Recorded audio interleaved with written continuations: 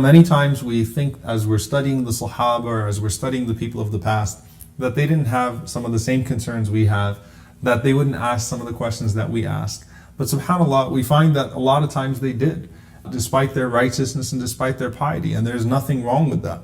So this particular incident addresses a very common question that I get. I get asked this question all the time. Why is it that Allah always speaks about men in the Quran? Meaning what? Allah always uses the male tense to say that they're getting this reward and that reward. How come Allah subhanahu wa ta'ala doesn't speak about the women? Now obviously the answer to that would be that in the Arabic language, the male refers to both the male and the female. Meaning that you don't make something female unless there is a reason to. So when Allah says al-mu'mineen, the believers, it by default means men and women. Allah refers to Maryam alayhi salam as being from al-qaniteen, which are the devout, but He uses the male tense. So she's included in the ranks of al-qaniteen.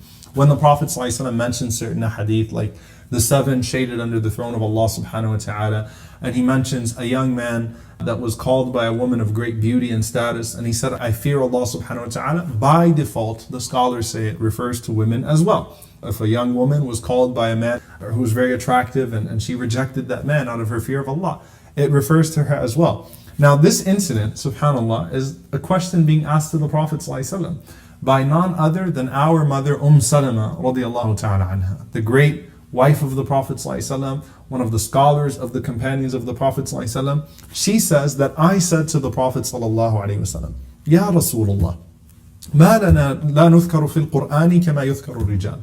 She said, I said, O Messenger of Allah, how come we the women are not mentioned in the Quran the way the men are mentioned in the Quran? We do the same things that they do, though there are some natural restrictions, especially in that time, meaning the men would go out and battle, the women would not, and so on and so forth. But they were making the preparations, they were really involved in each and every single aspect of the ummah. So she asked the Prophet ﷺ that. And she said that the Prophet ﷺ, he was silent, meaning he thought about what she said and he was silent.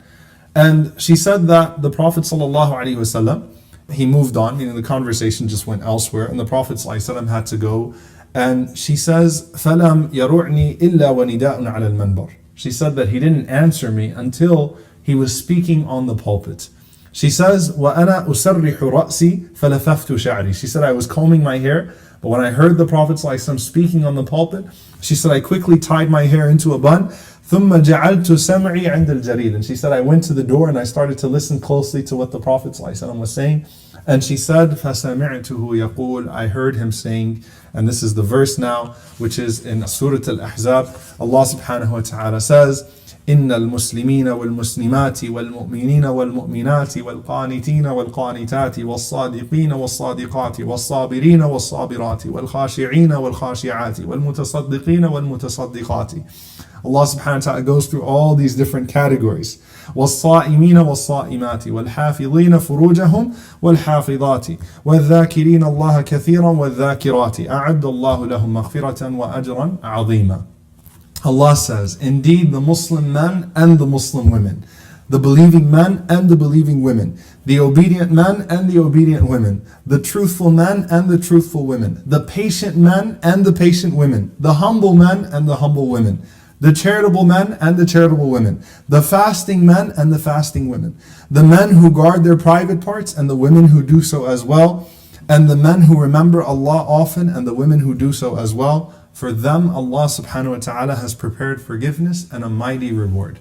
Subhanallah, Allah subhanahu wa ta'ala literally listed out every single category to show that women are truly equal to men, not just in the worldly sense, but also in piety.